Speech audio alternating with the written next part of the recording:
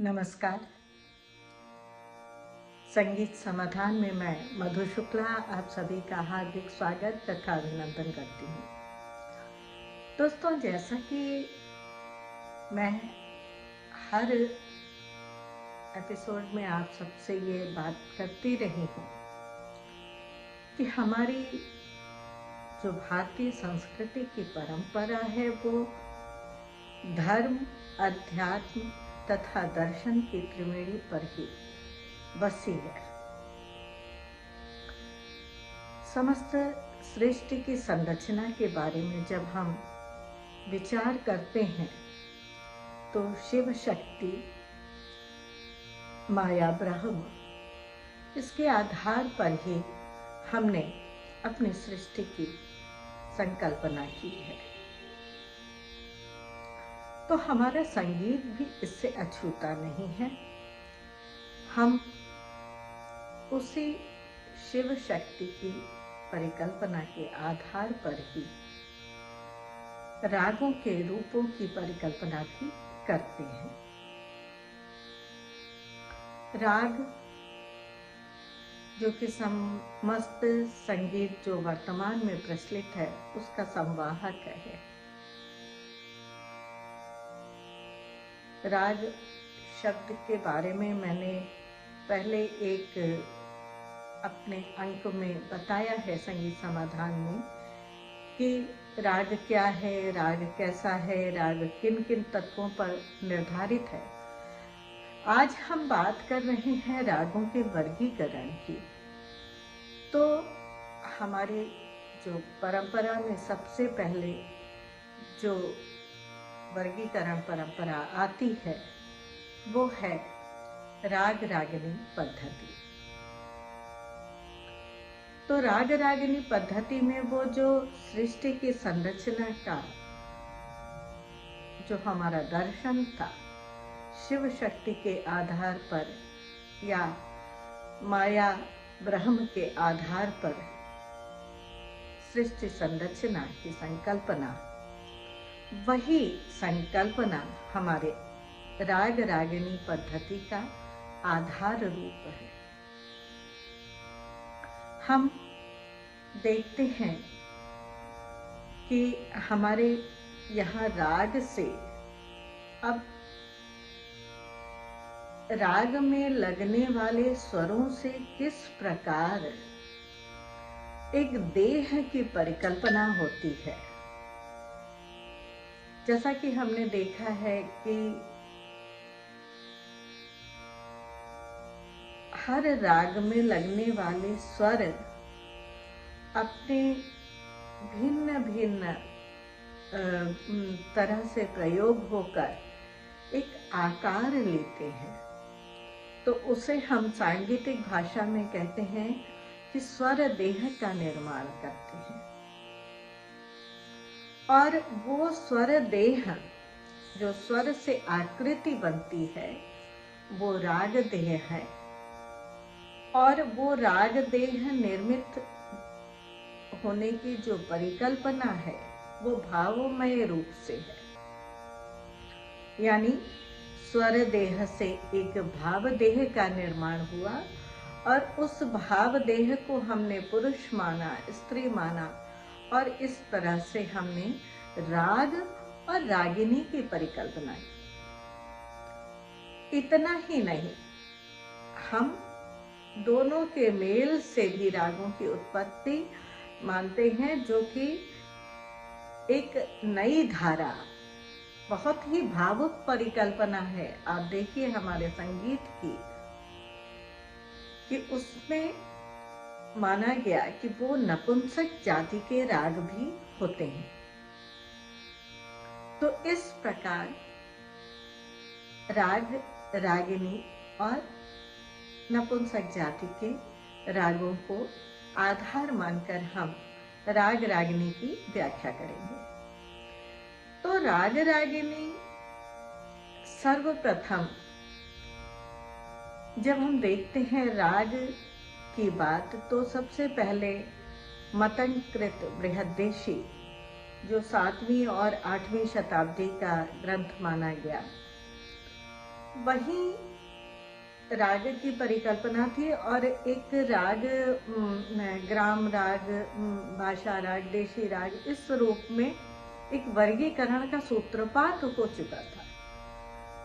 किंतु वो खंडित ग्रंथ है तो विधिवत उसमें विचार राग रागिनी पे या राग ग्राम राग, देशी राग की जो विधिवत व्याख्या है वो मिलती नहीं है।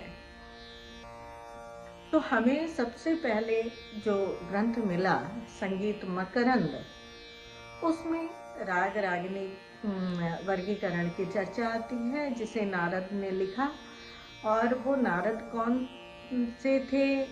वो देव गंधर्व वाले नारद थे या कोई ऋषि नारद जो बाद में हुए वो थे? इस विषय में कोई भी प्रामाणिक जानकारी नहीं है, किंतु हम इतना मान सकते हैं कि नारद ने संगीत मकरंद की रचना की। अब नारद के संगीत मकरंद में 4 मतों का उल्लेख किया गया है। ये 4 मत हैं: भरत मत, शिव या सोमेश्वर मत, कृष्ण या कल्लीनाथ मत और हनुमत मत।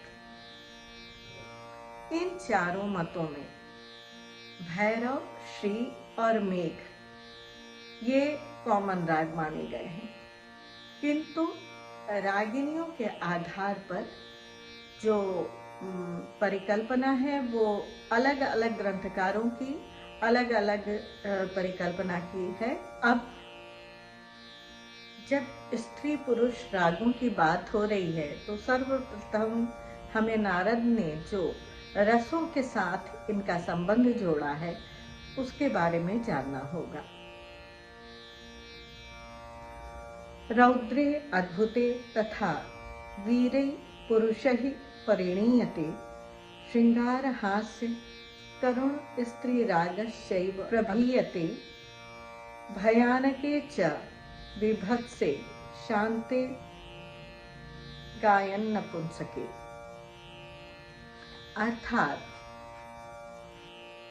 रौद्र, अद्भुत तथा वीर रस जो हैं वो पुरुष राग के लिए हैं।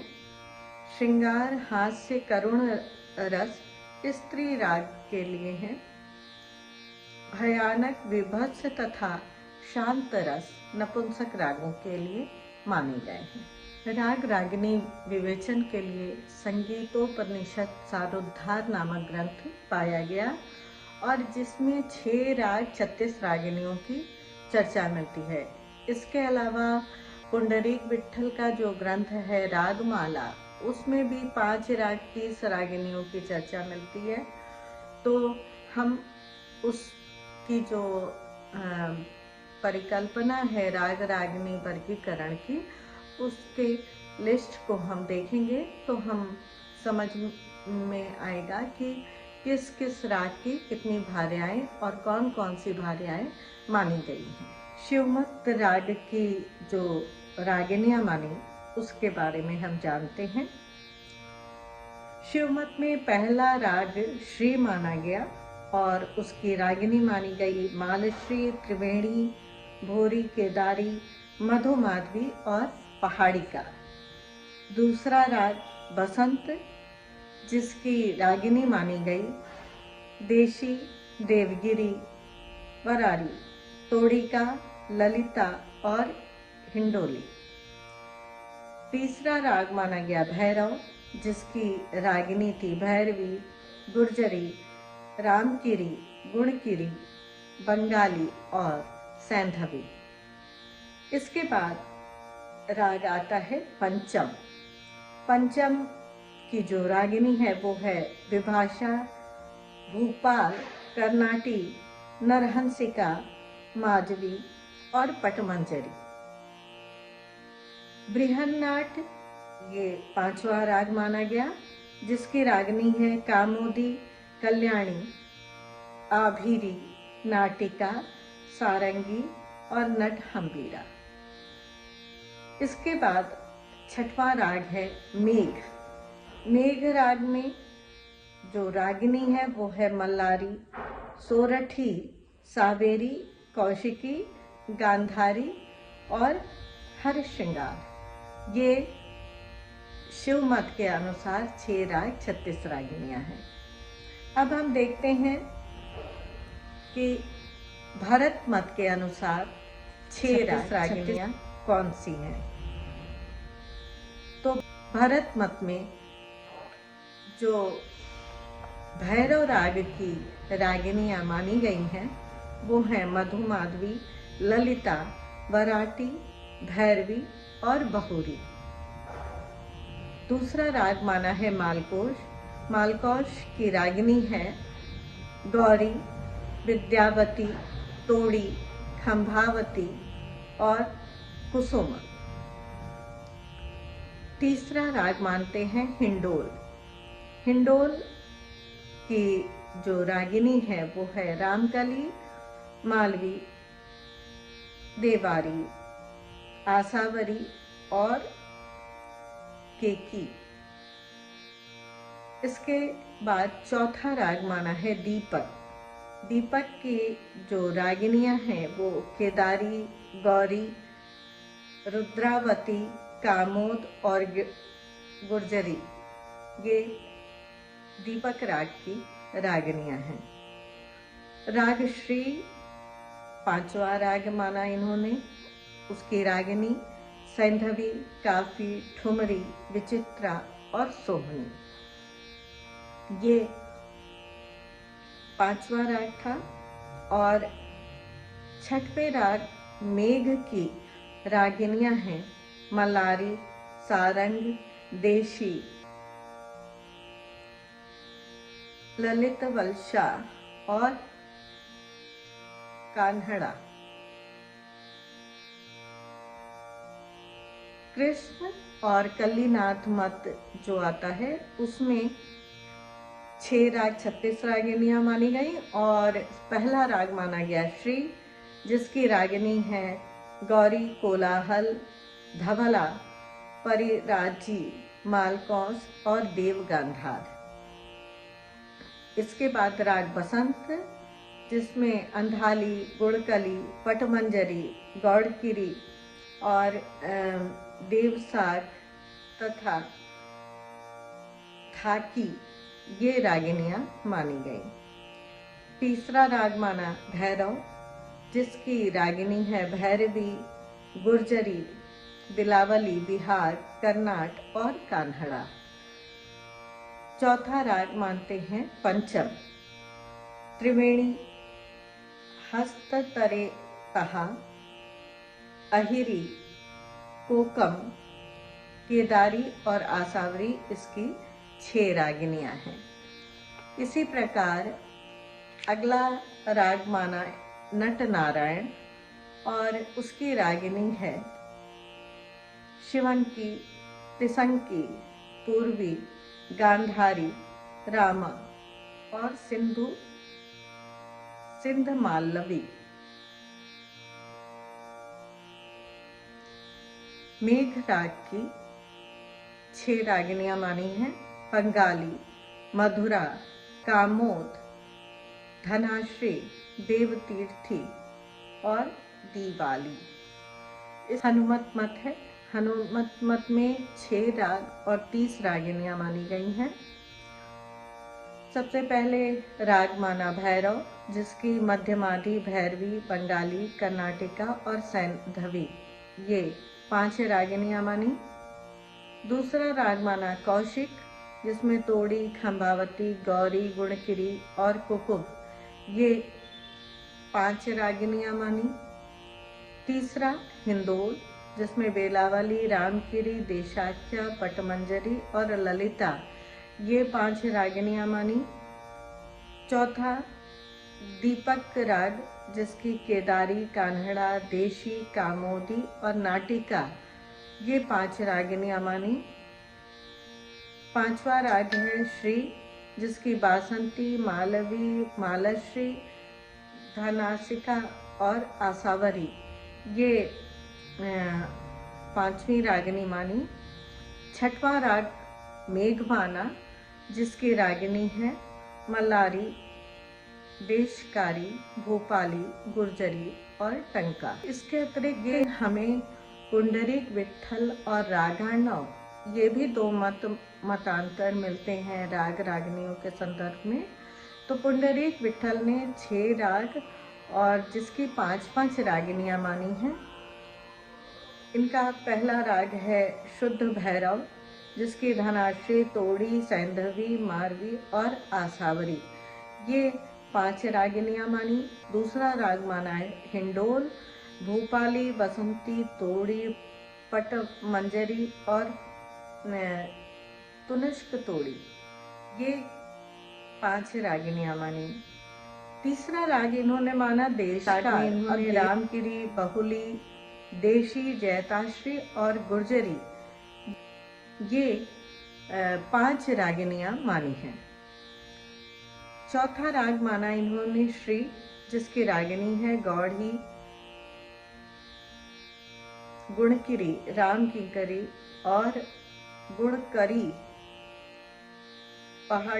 पहाड़ी को पाड़ी, इस तरह से शब्द यूज किया है।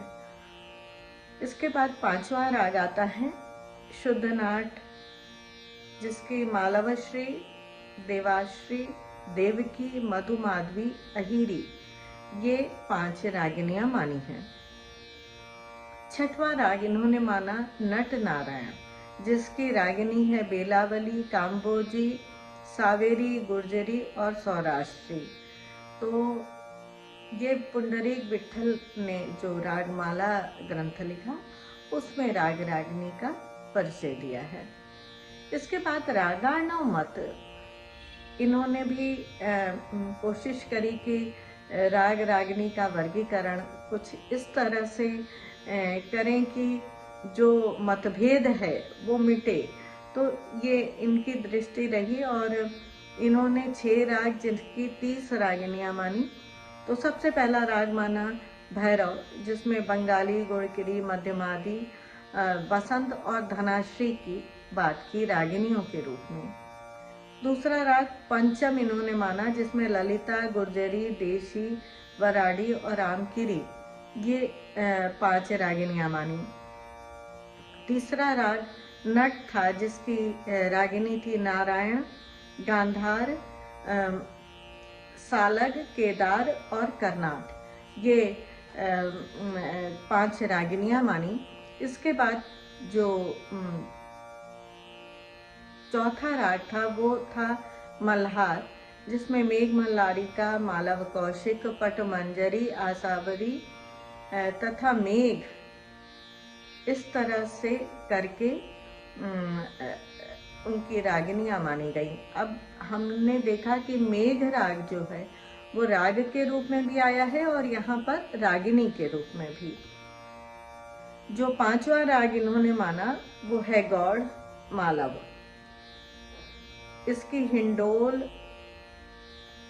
त्रिवण, गांधारी, गौरी और पटहंसिका, ये 5 रागिनियां मानी। छठवां राग इन्होंने माना देश, जिसकी भोपाली, कुड़ाली, कामोदी, नाटिका और बेलावरी, ये 5 रागिनियां मानी हैं। तो इस प्रकार ये रागार्णव मत के अनुसार 6 राग और जिनकी 30 रागिनियां मानी गई हैं। हर राग की 5-5 रागिनी मानी गई है। अब देखेंगे तो राग रागिनियों में हमने देखा, विद्यार्थी जीवन में मैं खुद बहुत कंफ्यूज होती थी कि ये राग रागिनियों का विवेचन भावरूप, देह रूप, स्वर देह, ये सारी बातें तो समझ में आती थी, किंतु किस राग की कौन सी भार्या है और उसका आधार क्या है, ये समझ में नहीं आता था। तो ऐसा ही कुछ हमारे विद्वानों के साथ हुआ होगा। तो उन्होंने समय समय पे सबने अपने अपने प्रयोग किए। जब 18वीं-19वीं शताब्दी आई, 18वीं शताब्दी का उत्तरार्ध और 19वीं शताब्दी का पूर्वार्ध अगर हम देखें तो उसमें हम देखते हैं कि जो मोहम्मद रजा जो कि आए और उन्होंने इसमें एक पूरा चिंतन करके, विश्लेषण करके, बड़े तार्किक अंदाज में कुछ उन्होंने प्रयोग किए। और उन्होंने भी 6 राग 36 रागिनियों की बात की। तो उन्होंने सबसे पहले राग भैरव माना, और भैरव की जो भार्याएं थी उनके बारे में लिखा कि भैरवी, रामकली, गुर्जरी, खट, गांधारी और आसावरी, ये भैरव राग की भार्याएं हैं। उसके बाद दूसरा राग इन्होंने मालकौस लिया, तो जिसमें बागेश्वरी, तोड़ी, देशी, सुघरई, सुहा और मुल्तानी, ये उसकी भार्याएं मानी। तीसरा राग इन्होंने हिंडोल लिया, जिसमें पूरिया, बसंत, ललित, पंचम, धनाश्री और मारवा ये प्रयोग किया रागिनियों के रूप में। चौथा राग इन्होंने श्री लिया, जिसकी भार्याएं थी गौरी, पूर्वी, गौरा, त्रिपण, मालश्री और जैताश्री, ये श्री राग की रागिनियां हैं। और पांचवा राग इन्होंने लिया मेघ, जिसमें मधुमात, गौड़, शुद्ध सारंग, बढ़हंस, सामंत और सोरठ रागों को बांधने की कोशिश की भार्याओं के रूप में। छठवां राग आता है नट, जिसमें इन्होंने छाया नट, हमीर, कल्याण, केदार, बिहाग और यमन राग को बांधा। अब जहाँ तक मैं समझती हूँ, इन रागों में कुछ सिमिलरिटी हो सकती है। राग और रागिनी का जब हम विवेचन करें और आज हमें जो स्वरूप प्राप्त होता है, मैं ये बात इसलिए कह सकती हूँ कि रागों के रूप में बहुत परिवर्तन आते गए हैं। तो शिव मत या कृष्ण मत, हनुमत मत के समय जो रागों के रूप रहे होंगे, उसके आधार पर भार्याएं उन्होंने बांट दी होगी, किंतु उसमें भी बड़े मतभेद होने लगे कि अमुक राग की भार्या को अमुक क्यों माना गया, और इस तरह से जो परिकल्पना थी उसको लोगों ने नकारा। तो मोहम्मद रजा ने बहुत कुछ तर्क वितर्क करके और अपने जो उस समय का वर्तमान में राग का स्वरूप रहा होगा, उस स्वरूप को विश्लेषण करते हुए ये राग रागिनी की परिकल्पना की। और जो मैं देख रही हूँ कि अन्य सभी से कुछ व्यवस्थित क्रम में माना जा सकता है, तो ये मोहम्मद रजा की राग रागिनियाँ हैं। अब राग रागिनियों की बात में मैंने शुरू में ही बात की थी कि उन्होंने एक भावुक परिकल्पना की नपुंसक रागों की। आज भी हम देखते हैं बहुत सारे राग ऐसे हैं जिनमें पुरुष और स्त्री दोनों भाव आता है, जैसे कि हम रागेश्वरी देखें, जैसे हम मालकौस देखें या जोग देखें, जिसमें पुरुष की तरह गांधीर्य भी है और स्त्री की तरह श्रृंगार भाव भी है।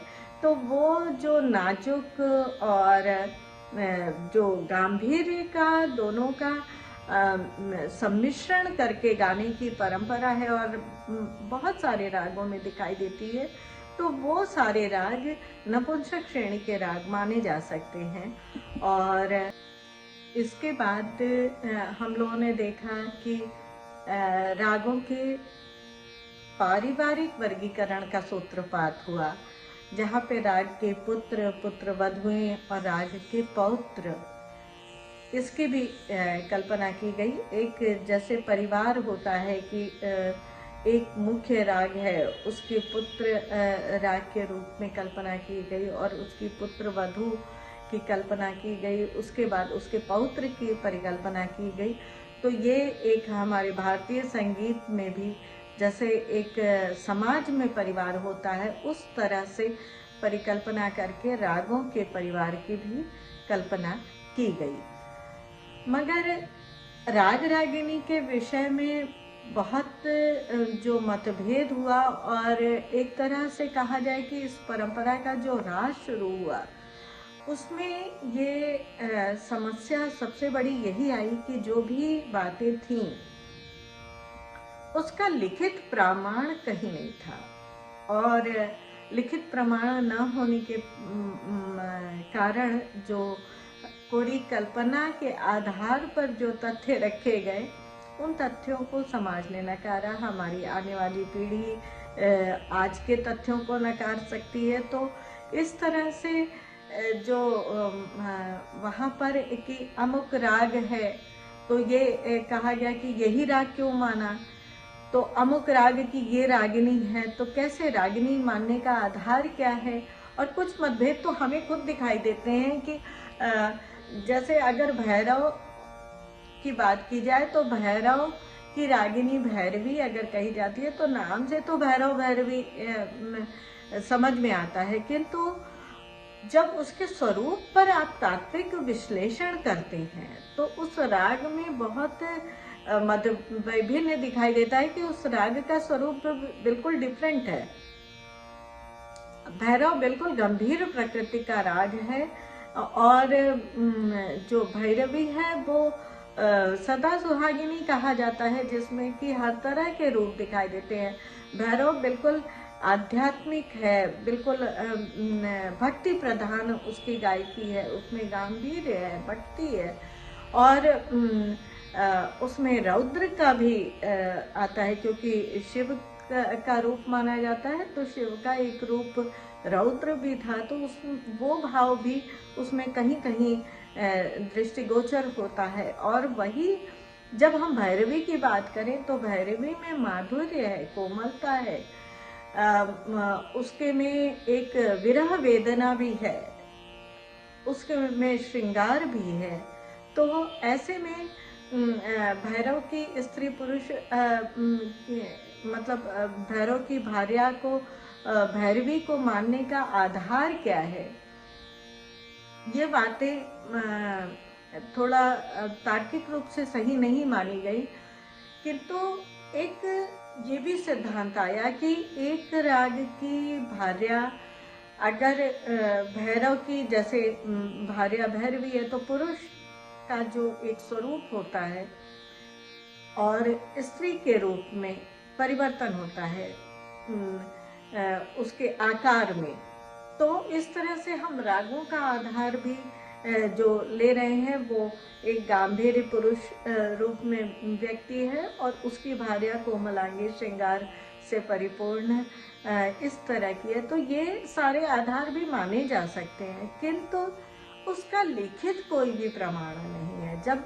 बना राग या जो शिव मत में कहा या जो कृष्ण मत में कहा या जो हनुमत मत में कहा, उसका कोई भी लिखित आधार कि हनुमत मत में ये लिखा हो कि नहीं इस अमुक कारण से अमुक भार्या ये मानी गई, तो ये लिखित प्रमाण न होने के कारण ये राग रागिनी का जो वर्गीकरण का प्रयास किया गया, इसमें बहुत सारी समस्याएं आई। और फिर धीरे धीरे कि पुत्र है तो पुत्री क्यों नहीं, पुत्र वधुएं कहाँ से आई, उनका आधार क्या था, वो किस कुल से आई, तो उसका कोई लिखित प्रमाण नहीं है। फिर पौत्र है तो पौत्री क्यों नहीं, इस तरह से ये सारी बातें विवाद का विषय रही और धीरे धीरे धीरे धीरे यहाँ तक विचार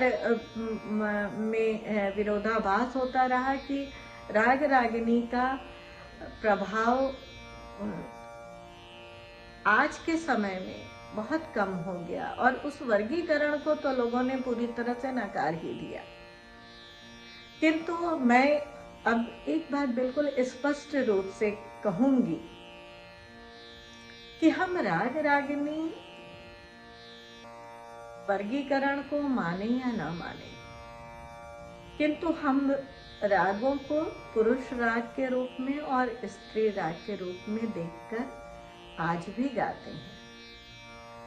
हम भैरव गाते हैं, मल्हार गाते हैं, हम मेघ गाते हैं, हम कान्हड़ा गाते हैं, तो हम उसका व्यवहार पुरुष राग के रूप में ही करते हैं।